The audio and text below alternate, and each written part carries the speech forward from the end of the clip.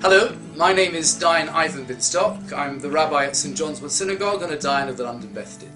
Hello, I've been asked to talk to you today about the significance of wearing the Kippa, the Jewish head covering. This is a fascinating example of how a custom has become a halacha, a law in the Jewish religion. If we go to the Bible, then we can find instances of where the Kohanim, the priests, were required to wear a form of head covering as they performed the temple service. The high priest wore a type of turban known as a mitznefet, or the regular priest wore a turban known as a mikba'at, but there aren't any other instances of people being required to wear head covering as part of their daily lives. Once we move to the period of the Talmud, we see a head covering beginning to emerge as a mark of exceptional piety.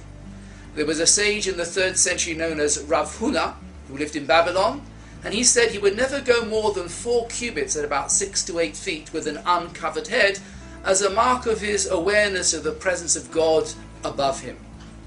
As we move forward though, in later generations, this standard of exceptional piety becomes asserted for the public at large. And in the 16th century it is recorded in the Shulchan Aruch, in the Code of Jewish Law, already in the 2nd chapter, that a person shouldn't go for 4 cubits with an uncovered head.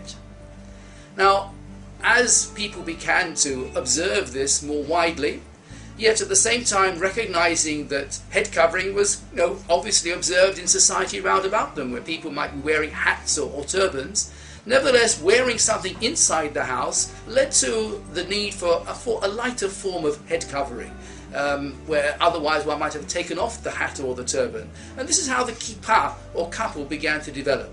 By the 18th century, we see this existing in parts of Europe and in the Ashkenazi communities, and it became known as the yarmulke in Yiddish, or couple, which means little hat, and as we know it in Ivrit today, the kippah, which means covering.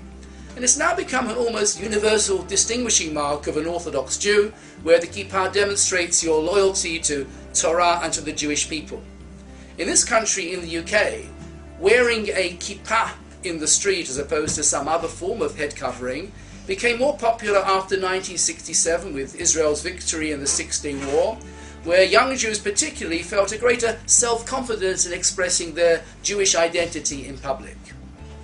It must be stressed though that the true sign of an Orthodox Jew is not the wearing of the symbol, the kippah, but the behavior of the person underneath the kippah.